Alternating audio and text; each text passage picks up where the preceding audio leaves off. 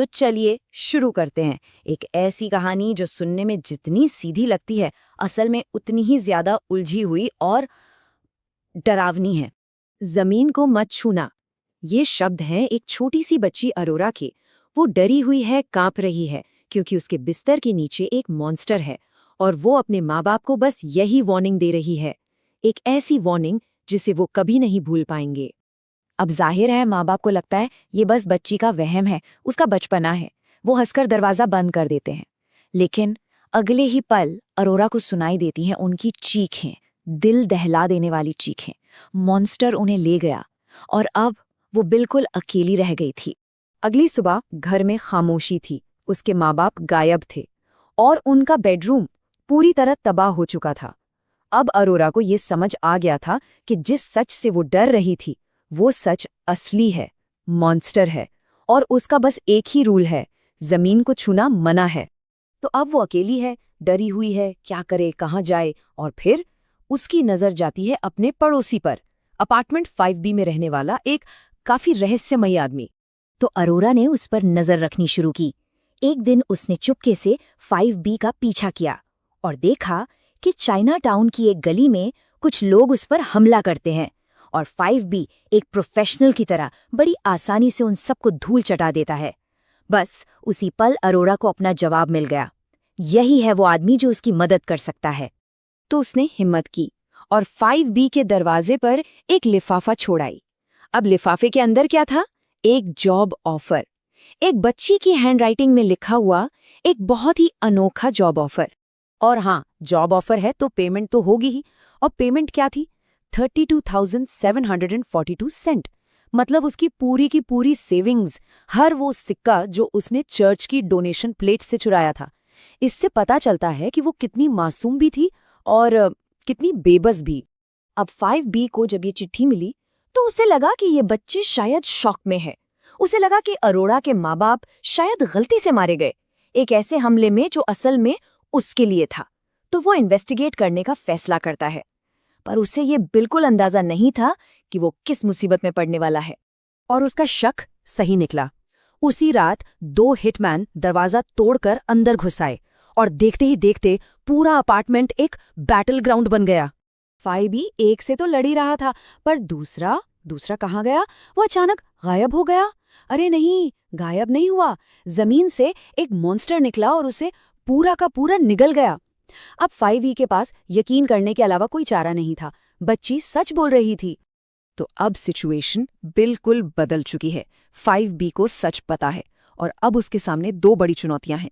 पहली, इस लड़ाई के सारे सबूत मिटाना, और दूसरी, अरोरा को हर खतरे से बचाना। पर मुश्किलें कहाँ खत्म होने वाली थीं।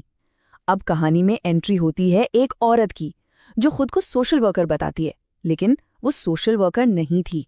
वो थी एक अंडरकवर FBI एजेंट, ब्रेंडा। और वो यहाँ अरोरा के पिछले फॉस्टर परिवारों के गायब होने की जांच करने आई थी। और यहीं पर अरोरा एक ऐसा राज खोलती है जिसे सुनकर 5B के होश उड़ जाते हैं। वो बताती है कि ये पहली बार नहीं हो रहा। उसके पहले फॉस्टर परिवार ने उसके साथ बहुत बुरा बर्ताव किया, तो उसने दुआ मांगी कि वो चले जाएं, और वो चले गए। दूसरा फॉस्टर परिवार भी गायब हो गया, और अब तीसरा। ये सब तब से हो रहा है जब से उसने एक टूटते तारे से एक विश मांगी थी। और अगर ये सब काफी नहीं था तो 5B की अपनी हैंडलर लैवेंडर का कॉल आता है। उसका ऑर्डर एकदम क्लियर है। वो लड़की एक गवाह है, उसे रास्ते से हटा दो। पर 5B अब वो एक बच्चे को नहीं मार सकता। वो साफ मना कर देता है। तो अब सब कुछ दांव पर लग चुका है और कहानी अपने क्लाइमैक्स पर पहुंच रही है। एक आर पार की जंग। सोच कर देखिए, अपार्टमेंट की घेराबंदी हो चुकी है, बाहर लैवेंडर के भेजे हुए हिटमैन, अंदर FBI, और इन सब के बीच में फंसे हैं 5B, एजेंट ब्रेंडा और अरोरा। लेकिन इन सबको ये नहीं पता कि असली खतरा, असली शिकारी तो जाग चुका है, और वो फर्श के नीचे है। अब 5B पूरी तरह से अरोरा की बात मान चुका था। उसका मंत्र था फर्श से दूर रहो, और वही उसने किया। वो मॉन्स्टर के कहर से बचने के लिए एक बंदर की तरह सिंक, काउंटर, फर्नीचर, हर चीज पर चढ़ रहा था। और फिर मॉन्स्टर ने अपना खेल शुरू किया। उसके लिए कोई हिटमैन नहीं था, कोई FBI नहीं। जो भी फर्श पर था वो उसका शिकार था। वो सबको एक एक करके निगलने लगा। अपार्टमेंट में सिर्फ तबाही और चीखें गूंज रही थी। तो इस खून खराबे के बाद जब सब शांत होता है, तब सामने आते हैं कुछ ऐसे सच जो कहानी को पूरी तरह से पलट कर रख देते हैं। 5B ने बहुत कोशिश की, लेकिन आखिर में वो मॉन्स्टर की पकड़ में आ ही गया। मॉन्स्टर ने उसे पूरा का पूरा निगल लिया और अरोरा एक बार फिर से अकेली रह गई। लेकिन कहानी में एक और ट्विस्ट बाकी था। जब लगा कि सब खत्म हो गया, मॉन्स्टर फिर से जमीन से बाहर आया और उसने 5B को उगल दिया, सही सलामत। पता है क्यों? क्योंकि 5B की जेब में अंगूठा चूसने की आदत छुड़ाने वाली एक कड़वी दवा की बोतल थी, जिसका टेस्ट मॉन्स्टर को बिल्कुल पसंद नहीं आया। और अब सबसे बड़ा खुलासा। लैवेंडर यानी 5B की हैंडलर खुद वहां पहुंच जाती है अरोरा को मारने के लिए। 5B उसे रोकने की कोशिश करता है और कहता है, माँ प्लीज हट जाओ। जी हाँ, लैवेंडर 5B की अपनी माँ थी।